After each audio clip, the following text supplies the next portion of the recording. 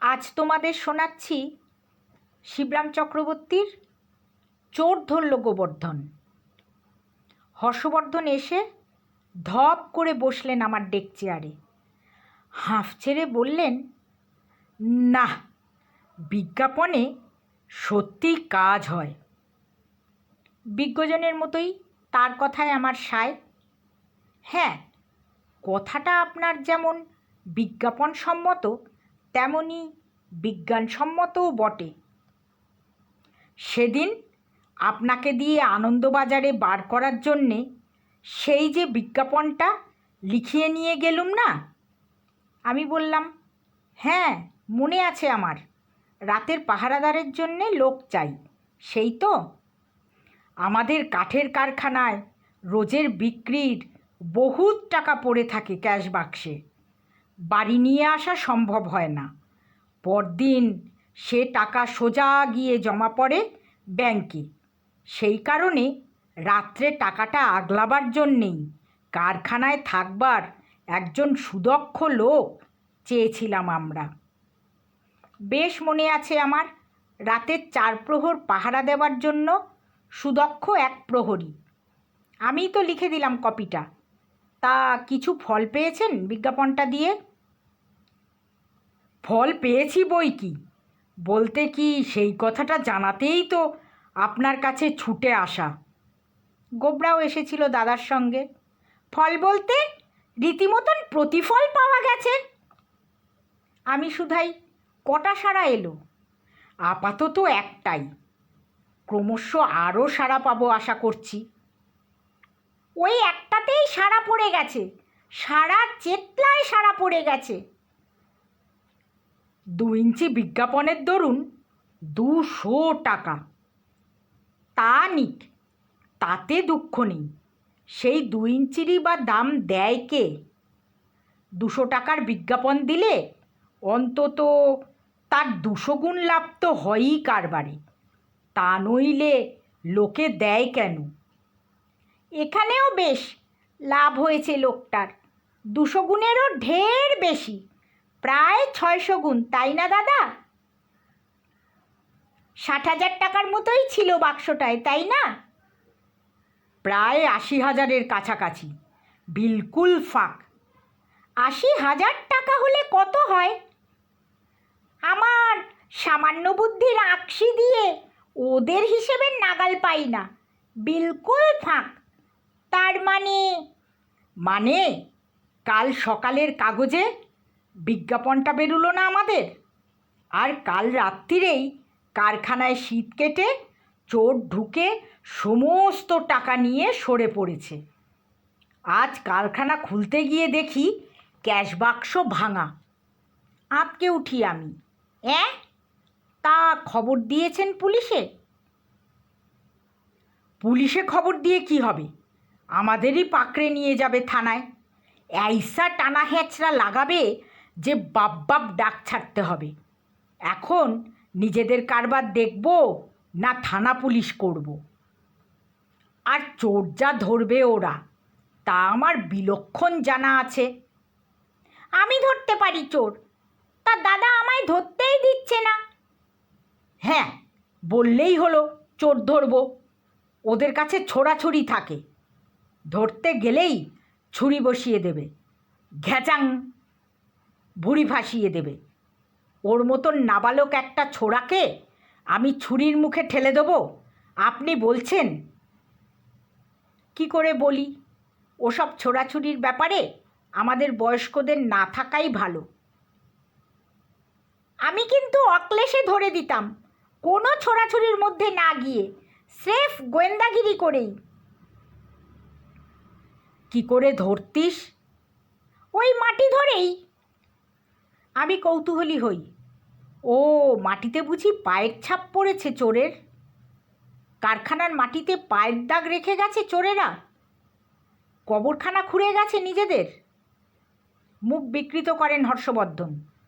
দাগ না ছাই, সিগারেটের ছাইও ফেলে যায়নি একটুকু। কী নিয়ে গোয়েন্দাগিরি করবি শুনি?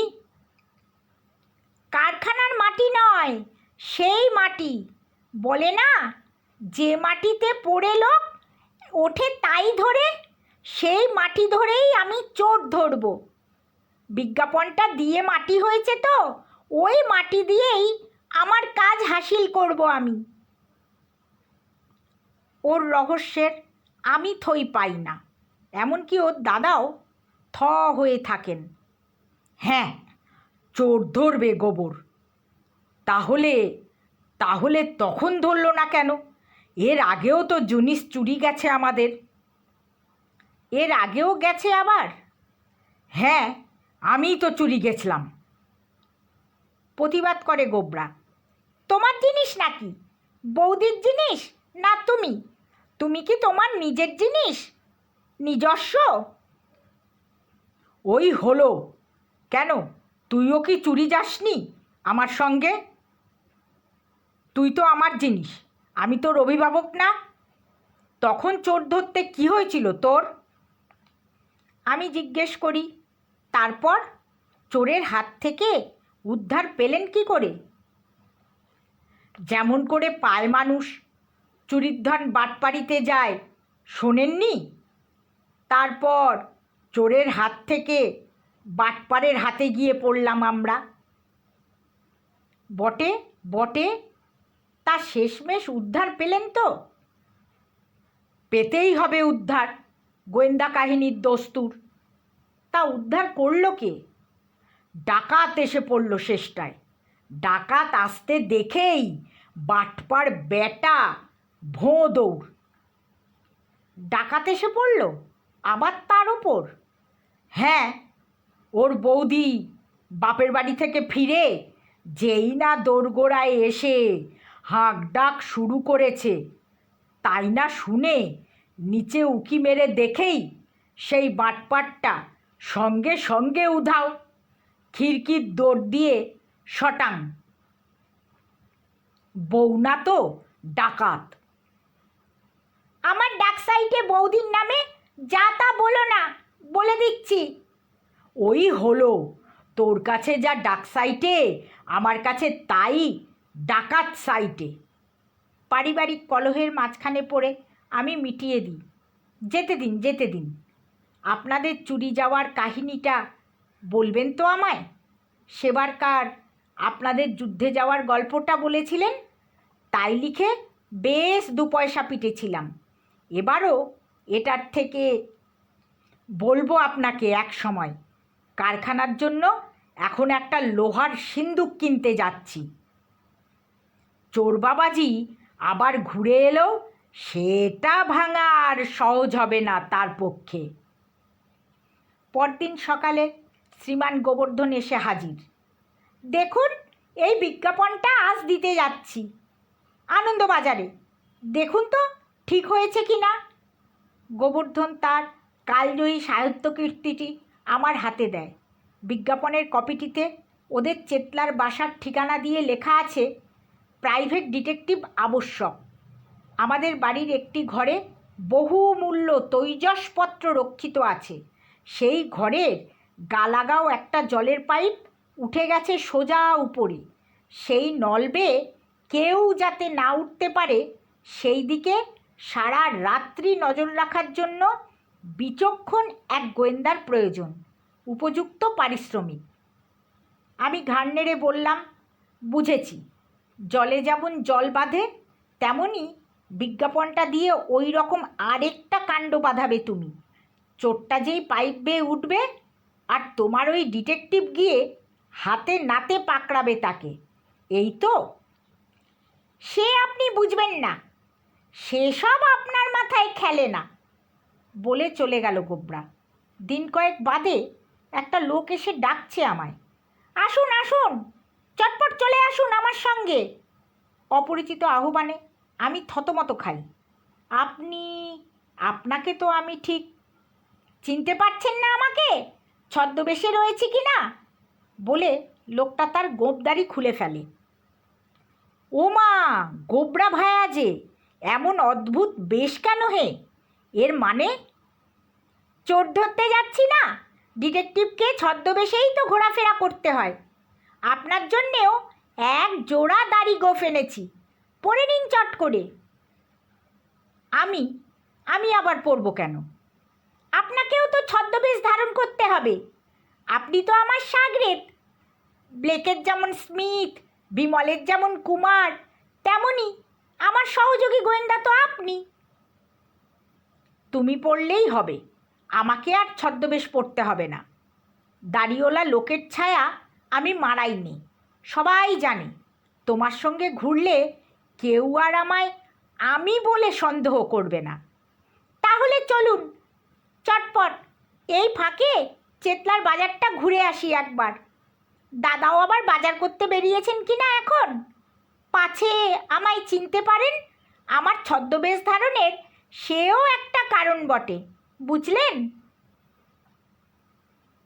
বুঝেছি বলে বেরুলাম ওর সঙ্গে। বাজারের মুদিখানাগুলোর পাশ দিয়ে যাবার সময় হঠাৎ একটা লোককে জাপটে ধরে গোবরা চেঁচিয়ে উঠেছে, ধরেছি ধরেছি চোর, পাকড়েছি ব্যাটাকে, একটা পাহারাওয়ালা ডেকে আনুন তো এইবার। কোনোই দোষ করেনি লোকটা, মুদির সঙ্গে তেজপাতার দর কষাকষি করছিল কেবল। এমন সময় গোবরা ঝাঁপিয়ে পড়েছে তার ঘাড়ে। এমন খারাপ লাগলো আমার। লোকটা বাবারে মারে বলে হাঁক পাড়তে লাগলো, আর গোবরাও দাদা গো বৌদি গো বলে চেঁচাতে থাকে। কাছেই কোথাও বুঝি বাজার করছিলেন দাদা। ভাইয়ের হাঁক ডাকে এসে হাজির। কি কি হয়েছে রে, এমন ষাঁড়ের মতো চিল্লাচ্ছিস কেন? পাকড়েছি তোমার চোরকে, এই নাও দাদা ধরো। ও দোহাই বাবু, দোহাই বাবু, আমাকে পুলিশে দেবেন না, দোহাই আপনার। সেদিন আমি 2 বছর খেটে বেরিয়েছি, এবার গেলে 6 বছরের জন্য ঠেলে দেবে জেলে। গোবরা হম্বিতম্বি করে ওঠে, বেশ, দেব না পুলিশে, বের করে দাও আমাদের মালপত্তর। সব বার করে দেব বাবু, চলুন আমার সাথে। সকৃতজ্ঞ লোকটা আমাদের সঙ্গে নিয়ে তার বস্তির কুঠুরিতে যায়। বের করে দেয় হর্ষবর্ধনের 80,000 টাকার নোটের বান্ডিল। আর আমার তৈজসপত্র সেসব গেল কোথায়?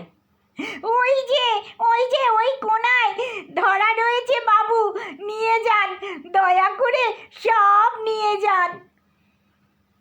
ঘরের কোণে 2 বস্তা পাশাপাশি খাড়া করা দেখলাম। এগিয়ে গিয়ে উঁকি মেরে দেখি, এই কি তোমার তৈজসপত্র?